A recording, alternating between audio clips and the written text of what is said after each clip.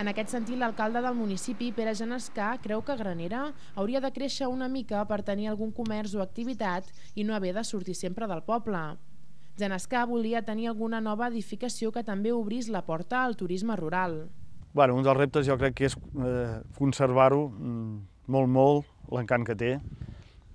Sí que faria falta alguna edificació per tenir algun ingrés, però que formés una edificació que s'ajustés a l'entorn, vull dir, no desmesurada.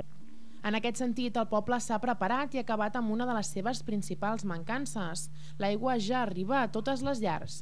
Al final ho hem aconseguit, però la problemàtica és que és molt disseminat i hi ha quasi 20 quilòmetres de tuberia, vull dir, és una passada. I, esclar, tot això té un cost molt elevat. S'ha fet molts esforços, dintre d'aquests esforços també hem tingut algun problema, que alguna de les subvencions al final no l'hem rebut, i ara estem bastant apretadets. El fet que arribi l'aigua a les cases és un canvi històric dins de la quotidianitat de Granera. És un fet molt valorat pels veïns. Perquè de l'altra manera havies de viure amb el que plovia, o si no, havies de pagar-la a un altre preu. Havia de vindre un tractor amb una cuba, buidar-te-la. Era diferent. Ara obres l'aixeta i tens aigua. De fet, fins i tot les masies dels voltants també tenen subministrament d'aigua. Hi ha diverses masies que estaven abandonades i que ara que tenen aigua i llum s'estan reconstruint i podrien ser escenari per crear un negoci de turisme rural. El consistori sap de la voluntat d'algunes persones de crear un establiment. Millorar. Esclar, millorar és construir algunes cases més i que hi pogués haver algun servei. Actualment no hi ha cap servei, no hi ha forn, no hi ha tenda de cap classe, vull dir, s'ha d'anar, no hi ha farmàcia, no hi ha cap servei.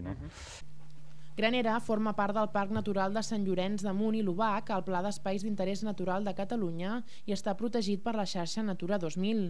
Són dues proteccions ambientals que limiten el creixement del poble i la construcció de nous habitatges. Però jo crec que també, si és una cosa ben feta i ben gestionada, tampoc hi ha tant problema, no? Vull dir, es pot fer. El que no podem fer és un bloc de pisos, no?, per dir alguna cosa. Buscar una zona que no sigui molt forestal, té que ser una zona que hi hagi algun camp que no es conrei, o sigui que estigui abandonat, I més que res, el que voldríem és agrupar una mica el nucli urbà, no disseminar-lo més, sinó agrupar-lo. Però la protecció ambiental també fa que Granera preservi el seu encant. Un dels principals atractius és el castell de Granera, esmentat al segle XI i que domina la vila des de l'alçada.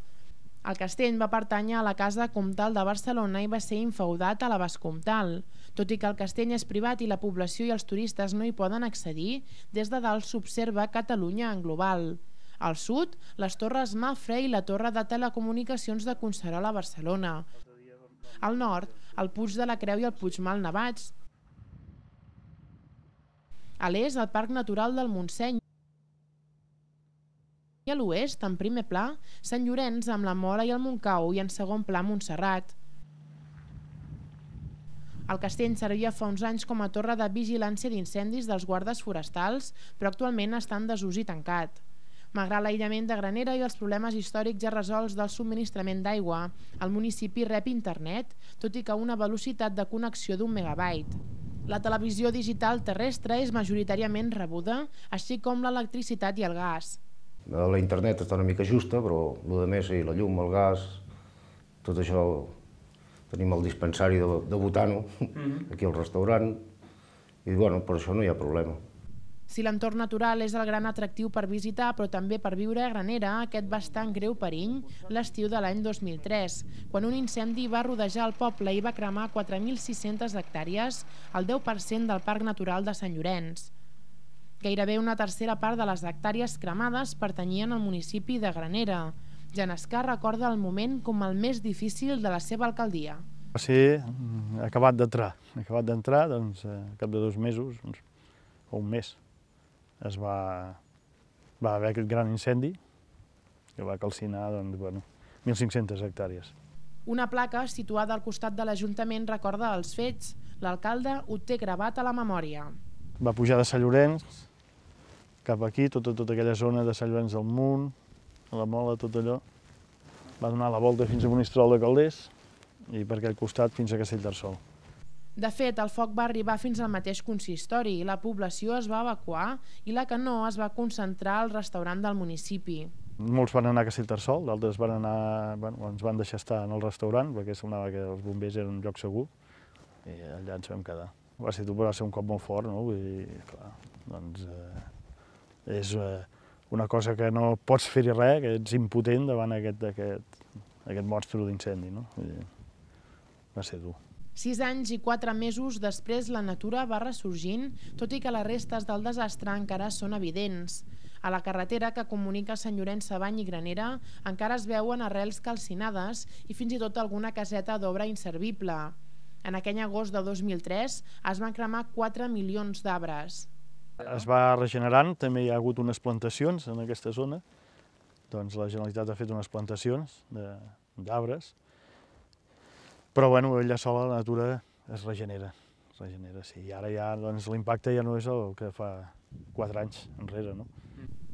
Els mesos posteriors a l'incendi van ser durs. Hi havia finques que no estaven actualitzades. Aleshores, doncs, els propietaris, per poder rebre les subvencions, van haver que adequar les finques, posar-les al dia. Dintre lo dolent va ser una cosa que també va anar bé, no? Perquè estava tot una mica... Moltes finques no estaven ben arreglades, no?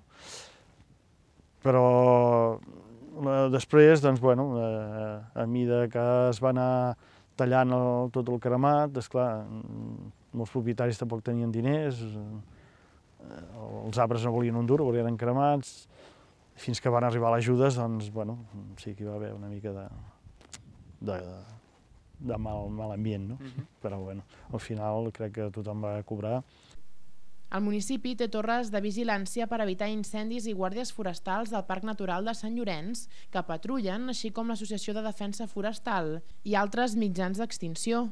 També es fa la neteja del bosc que marca el Pla de Prevenció d'Incendis. Malgrat tot, amb un entorn tan natural, el risc d'incendi sempre hi és. Tot i ser un poble tan petit i que les restes de l'incendi encara es mantenen, tot i que en retrocés, Granera rep visitants que s'hi apropen pel seu encant.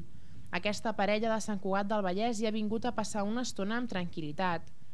Els propis veïns creuen que viure al municipi més despoblat del Vallès Oriental és un privilegi, malgrat les limitacions i el fet d'haver de desplaçar-se en cotxe per tot. Compensa molt més, només la posta de sol de cada dia ja compensa. O tenir un balcó tan gran, no? Jo que vinc de Sabadell, que obries la finestra i veus un bloc de pisos davant, aquí obres i ara pots veure tot el Pirineu, tot nevat, el Montcal, el Puigmal, el Puig de la Creu, pots veure qualsevol cosa que allà a la ciutat no la veus, llavors això et compensa molt. Aquí s'està molt bé, vull dir, encara que estiguis una mica mancat, s'agraeix. Des que estem aquí dalt, bueno, jo he fet un canvi molt gran en quant a salut, m'ha anat molt bé, sigui per l'aire, sigui per la tranquil·litat, sigui per tot. Ja dic, i ara em costaria molt tornar... Bueno, a Sabadell em costaria, a Barcelona ni boig. Massa jaleu. Jo tinc molts anys pacient d'aquí, l'any demà ja farà mort. L'entorn natural, la tranquil·litat i el tracte humà són els 3 grans atractius que fan que cap dels pocs veïns de Granera vulguin canviar de residència. El temps i l'urbanisme dictaran si els 77 veïns de l'any 2009 seran més d'aquí a un temps i si el poble pot fer compatibles els seus atractius amb nous veïns, alguns serveis i generar activitat econòmica.